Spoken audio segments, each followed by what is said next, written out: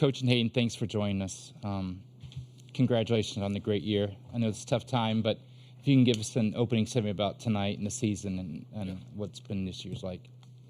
Well, first of all, congratulations to University of Tennessee. What an awesome team.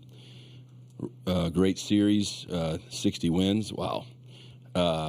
Congratulations to Danny White, Tony and his staff. Josh, one of my former players, excited for him. Great series. Look at it.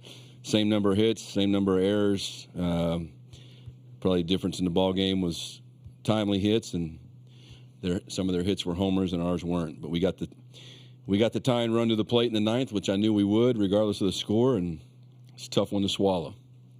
Even when you make it this far, everybody wants to win their last game. So couldn't be more proud of our team, and honored to be at Texas A&M and honored to be a part of the 12th man. It's been a special experience every year. Okay, let's open a couple questions for Hayden with the player. Go ahead.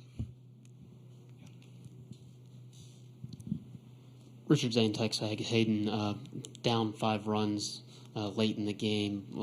What was it like in the dugout, and what was the belief like in the team when you tried to go on that rally?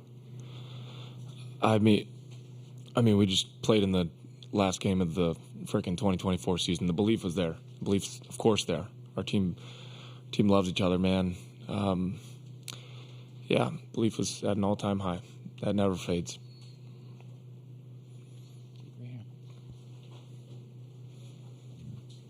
And I know you guys didn't achieve the ultimate goal, but when you look back on this season, what do you think about just what you guys were able to accomplish?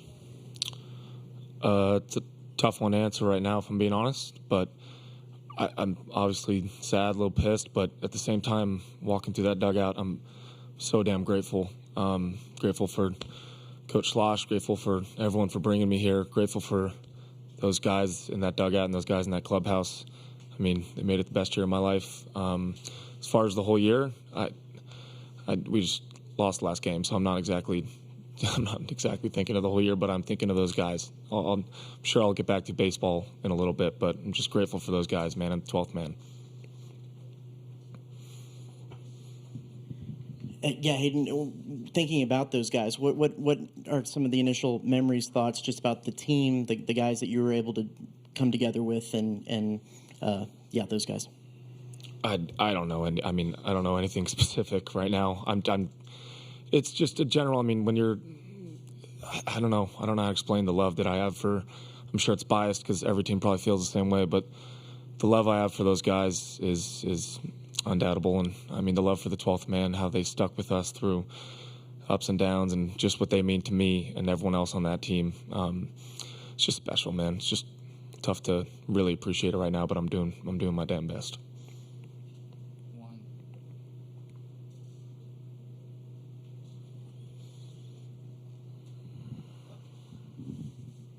Hayden, you guys have been so good at drawing walks and making guys work all year. Only 2 walks for that pitching staff today. Just what challenges does it present for you guys, and how do y'all try to battle through when they're not giving y'all that opportunity?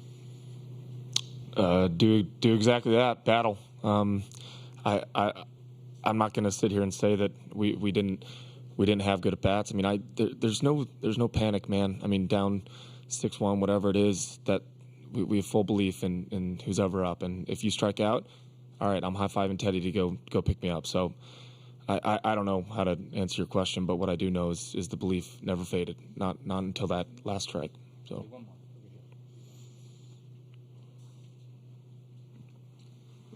Hayden, what was Seacrest doing to keep you guys down offensively, at least through the early innings? And what was it like in the dugout when you weren't able to cash in on those early opportunities offensively? He's pitching good, man. I mean, they have a good ball club. There's no doubt about it. But we do too, and I think that's when good baseball is played. That's why tonight was so exciting. That's why the whole series and the whole time out here was so exciting, because it's good baseball against good baseball. He was doing good, but I mean, there was, like I said, no fade in belief. Just didn't come out the way we wanted. Hayden, thank you very much for your time. Congrats on a great year. Yeah, You can take that. You can take them all. We'll give them to everybody.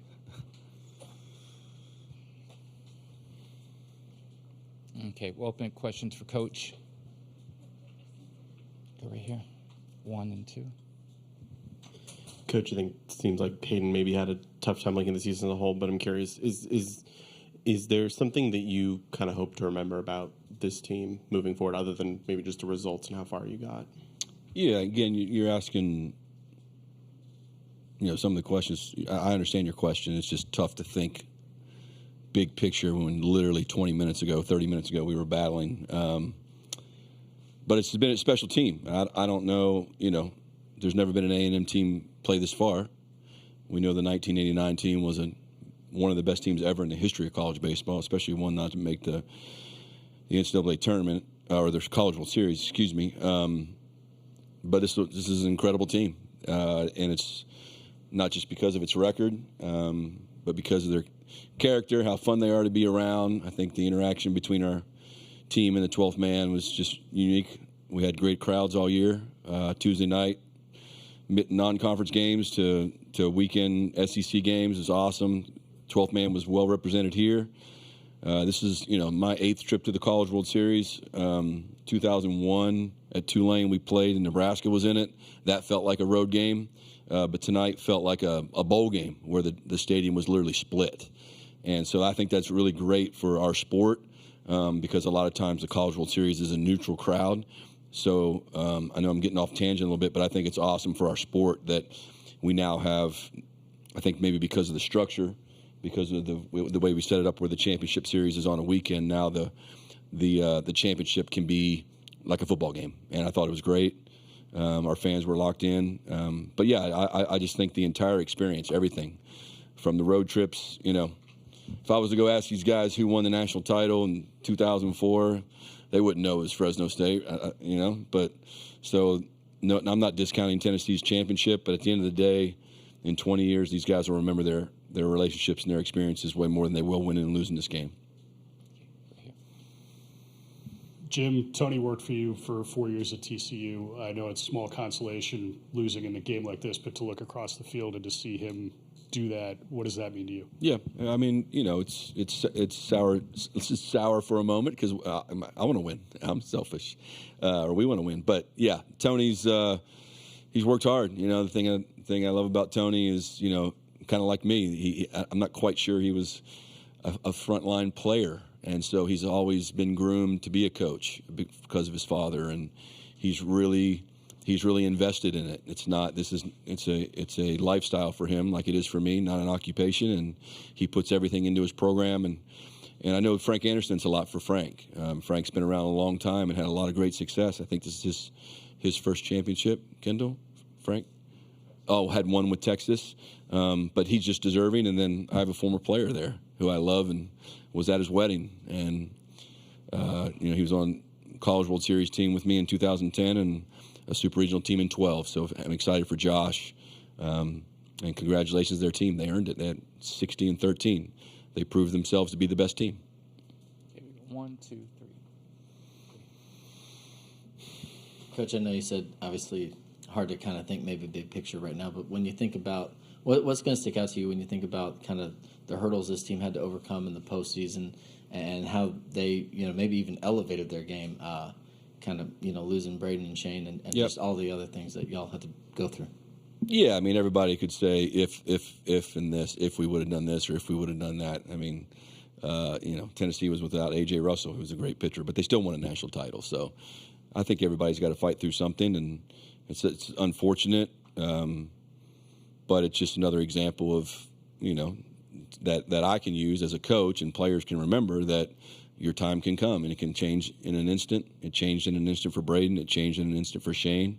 I thought Lampkin really did a nice job, and Stewart. Those guys gave us a lot of great outings this week. So it was a full team effort the whole season.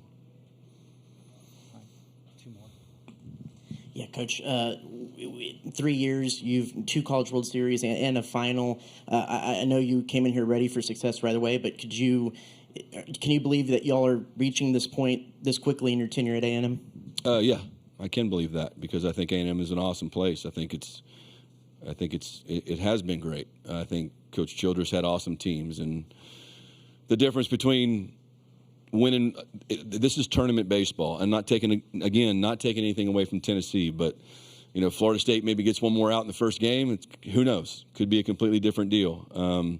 Same thing for us. But yeah, I mean, I think Texas A&M is a place that should be competing, in the SEC, should be competing to host regionals, and then I know everybody thinks that Omaha's a right, and it's not. You have to earn your way there, and you have to play well in the NCAA tournament. The thing that we have going for us is we have just the most incredible fan base, and the 12th man that just makes it so hard to win there.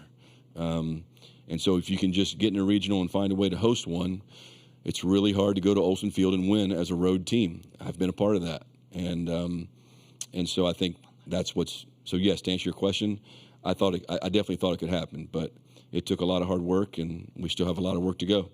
We got guys coming on visits this week, and we got to hold some kids in the draft. We got to put together another good team. We're losing a lot of good players.